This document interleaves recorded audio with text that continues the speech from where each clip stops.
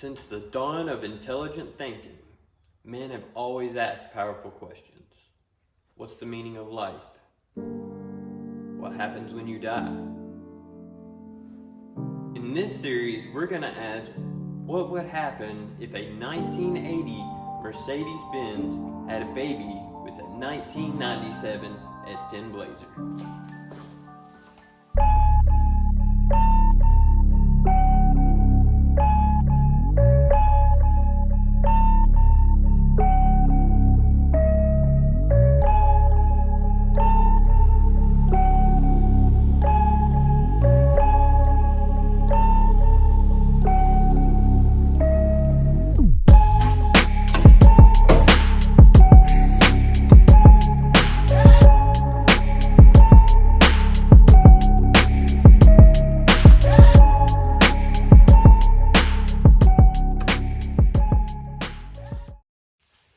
Those of you that have been following us already know that this thing exists. It's been in the background of videos and pictures. We've even had a video in each of them when we first got them. But you guys don't understand how high the anticipation is personally for me. This is my most anticipated project I have ever done, except for the S10 project that I started 11 years ago. So this is a pretty big deal for me. It's been on the back burner for 2 years. Let me go ahead and show you the vehicles that are going to be creating what I have dubbed the Benzer. I have spent a ton of time thinking about this build and almost zero time doing anything about it. So to start off, I'll explain the backstory on this 1997 Chevrolet Blazer. This is a two-wheel drive Blazer, 4-door, originally a 4.3 automatic vehicle. The way you see this Blazer is essentially exactly how it was the day we got it, minus a few things. I sold the wheels, put these on there as rollers for now. We sold the seats out of the front of it. They were cloth bucket seats. We sold the steering wheel out of it, so it has just a random steering wheel on it right now. It was already missing the trim on these doors when I got it. It already had that big dent in it when I got it. It's scuffed up here and there. It's got its scratches. It's not perfect. Clear coat's coming off in several spots. Pretty solid vehicle. Again, trim has already been pulled off of this side. The mirrors are missing. Scratches are bad on this side. The guy I got this from posted this on Facebook Marketplace for $500. And at first, it wasn't too big of a deal. I was like, okay, $500 Blazer, no engine, no transmission, not really worth it. Read on a little bit more, and this was a guy's project that he had started like 12 or 13 years ago, and he never got around to finishing it. The guy's name was Chester, and it was an old project he had going. He had planned on doing a V8 swap in it, fixing it up real nice. He had a bunch of parts saved up for it, including front and rear leather seats, leather door panels, Bravada console with the mahogany wood grain. The best part about this project was the guy put brand new suspension on it, front and rear. So up front, it's got 2-inch spindles on there. It's got 2-inch lowering springs in there. And then it's got JDM 3-inch lower control arm with the drop bucket on there. Nitro drop 2 shocks. In the back, we've got the 3-inch Beltec lowering leaf springs and the Nitro drop 2 shocks, as well as 3-inch lowering blocks back there. Brand new U-bolts on them. The guy was really bummed to sell it, but life had just gotten in the way. He had several children, and he never had time to make any progress on it. So he finally put it up for sale, and a bunch of chumps wouldn't pay $500 for it, but this chump did. Like I said, it's got no drivetrain in it. No engine, no transmission. And matter of fact, the rear end back there, the one piece left of the drivetrain, he told me that it was shot. So, every piece of the drivetrain was shot on this thing. We essentially have a rolling chassis with brand new suspension and a really scratched up, dinged up body that needs a ton of TLC. Immediately after buying this thing, I started asking myself the question, what drivetrain am I gonna put in it?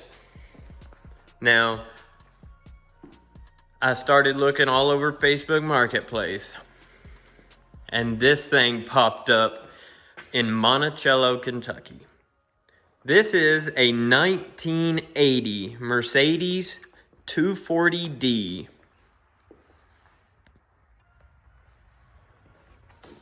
Not a bad looking car. It's beat up a little bit. It's got some rust here and there. No windshield in it. But the worst thing about it, there is no title to this car, so that makes it by default a donor car or scrap. Me needing a donor car, I look into it a little bit. And one cool thing I found out about it almost immediately,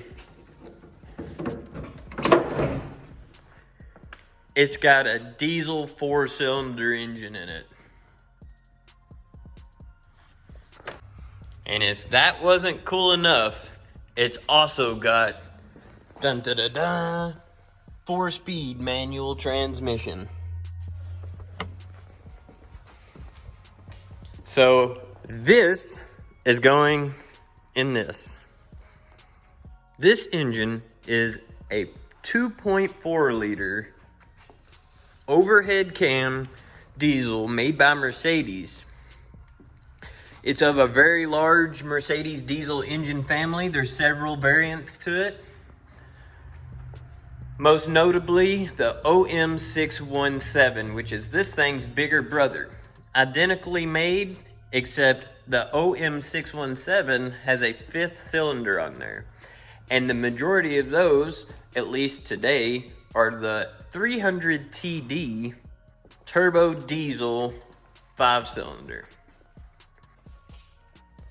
This beefy 4-cylinder diesel, non-turbo, has a rated horsepower of only 67 horsepower. So you might be asking, well, why in the world would you put it in this when the engine that came in this was 195 horsepower? Almost 130 more horsepower than that. It's because it'll be cool. That's why I'm gonna do it. I'm not doing it because it's gonna be fast. I'm doing it because it's gonna be cool. How many people do you know that's got a 4-door slammed diesel stick shift Blazer? That's what I thought. I told you this thing's been on a back burner for a little while.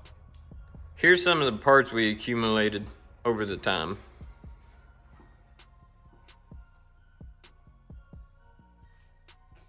All of these parts here were saved in anticipation for this project.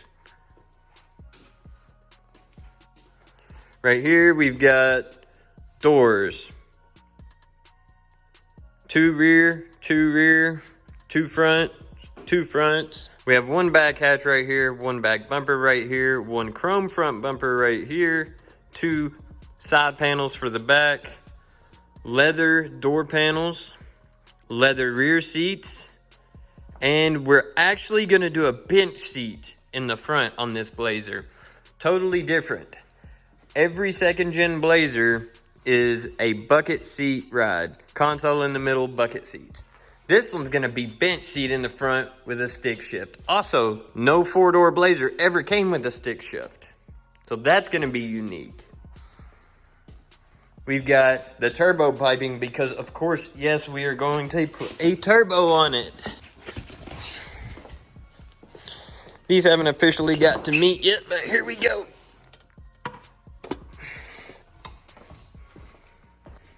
This turbo is the one that I originally bought for the S10. This is a GT35 turbo off of eBay. This is an eMusa turbo. The reason that this isn't on this S10 is because when I was hooking it up, I thought all of those were oil passages. So I blocked off 2 of them and ran an oil feed and an oil drain on the other ones. Well, it turns off, I blocked off the oil drain and was running the drain out of the coolant. And essentially it was sending oil to it, but not circulating. And I found that I drove like a mile and it was just blowing smoke because the oil couldn't go anywhere. So the oil was filling up inside of here and just smoking out the exhaust. So I took that off there because I didn't know any better, and I got a different turbo, put it on there. So this one I'm 99% sure is in fantastic shape. I've already took it apart to see if there's anything wrong with it. Didn't see anything wrong with it. So now, even though it's too big for this application, it's going on this 2.4 liter 4-cylinder diesel. I say it's too big because this probably would have been very sufficient for my 4.8 V8, and it's going on literally half the displacement, half the cylinders. So I'm kind of thinking it'll be on the big side. You can let me know in the comments below what size turbo you think I should get, if this is going to be too big or if you think it'll be the right size. I'm not exactly sure, but I do kind of feel like it's going to be on the large side. The back hatch is actually green on this one, emerald green. And we only have one maroon back hatch to go on it. And we do not have any fenders to replace this with. But let me tell you, the first round on this thing, we're essentially just gonna get the thing together and get it driving down the road.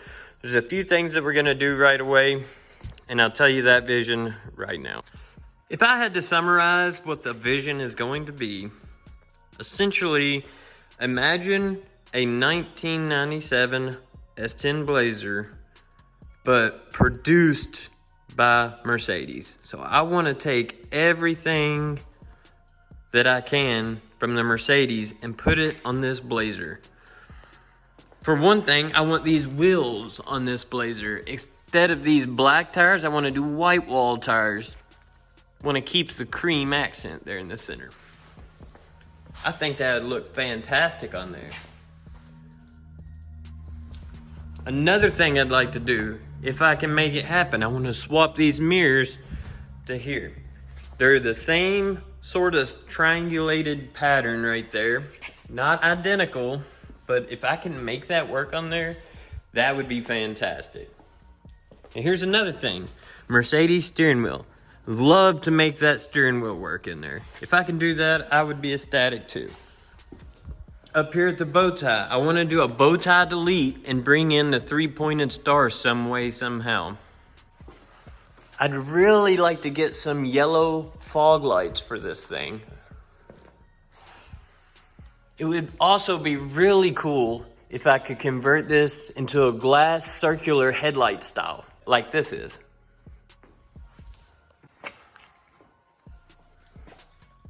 I've already mentioned that we've got the leather seats right here to swap into it, so that's going to be Mercedes-ified right there.